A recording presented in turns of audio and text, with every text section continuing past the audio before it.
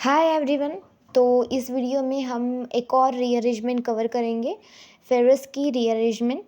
तो पिछले वीडियोस में हमने 4-5 रीअरेंजमेंट कवर किए हैं, तो you can go to channel and you can see it. और इस वीडियो में हम एक नेक्स्ट रीअरेंजमेंट भी कवर करेंगे। तो चालू करते हैं फेरिस की रीअरेंजमेंट। तो इस रीअरेंजमेंट में अगर हम देखें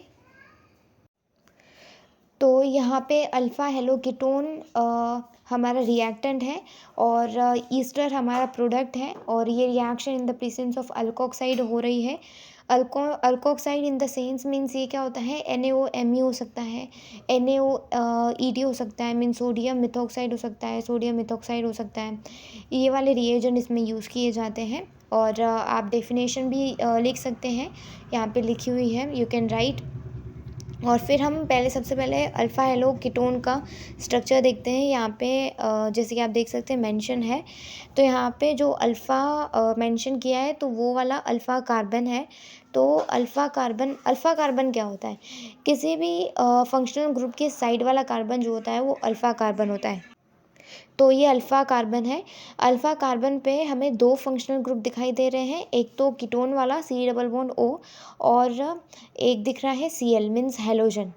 तो हैलोजन कौन सा भी हो सकता है, वहाँ पे ब्रोमीन हो सकता है, आयोडीन हो सकता है, यहाँ पे Cl लिखा हुआ है, तो कौन सा भी हैलोजन वहाँ पे प्रेजेंट हो सकता है। और इसमें इसीलिए इसका नाम जो है वो क्या दिया हुआ है, अल्फ़ा हेलो कीटोन। तो इसकी रिएक्शन हमारे अल्कोक्साइड के साथ होगी। यहाँ पे मैंने H मेंशन नहीं किया है, वो ऐसे आयंस बन जाते हैं, RO नेगेटिव और H पॉजिटिव। तो अल्कोक्साइड यूज़ होगा और हमारा ईस्टर का फॉर्मेशन होगा। तो ये रिएक्शन कैसे होगी, उसका मैकेनिज़्म, क्योंकि मैकेनिज़्म से हमें अच्छी तरह से पता चलता है कि रिएक्शन कैसे होगी, इसलिए अभी अब मैकेनिज़्म देखते हैं। तो अभी हमारा सबसे पहले जो हमारा अल्कोक्साइड है वो हाइड्रोजन एब्स्ट्रैक्ट करेगा। तो वो कौन सा हाइड्रोजन एब्स्ट्रैक्ट करेगा, जो C डबल बॉन्ड O के साइड वाला कार्बन है वही एब्स्ट्रैक्ट करेगा। जो हैलोजन और C डबल बॉन्ड O का बीच वाला मीन्स अल्फ़ा कार्बन ये वाला जो है वो एब्स्ट्रैक्ट नहीं करेगा। C double bond O carbonyl carbon के साइड वाला हाइड्रोजन ही एब्स्ट्रैक्ट करेगा। एब्स्ट्रैक्ट करने के बाद वहाँ पे नेगेटिव चार्ज बन जाएगा, और नेगेटिव चार्ज जो अल्फ़ा कार्बन था हमने मेंशन किया था उस पे अटैक करेगा, Cl के साइड वाला। और उससे क्या होगा, उससे वैलेंसी बढ़ जाएगी कार्बन की, इसी वजह से एक बॉन्ड टूटेगा। कौन सा बॉन्ड टूटेगा, कार्बन और क्लोराइड का बॉन्ड ही टूटेगा। तो वो बॉन्ड टूट जाएगा और इस तरह से हमारा कंपाउंड जो है वो बन जाएगा, 3 मेंबर रिंग जैसा बन जाएगा। तो अभी यहाँ से 2 वे हो सकते हैं, एक तो RO नेगेटिव अटैक तो कार्बोनिल कार्बन पे ही करेगा, पर जो बॉन्ड है वो 2 वे से टूट सकते हैं।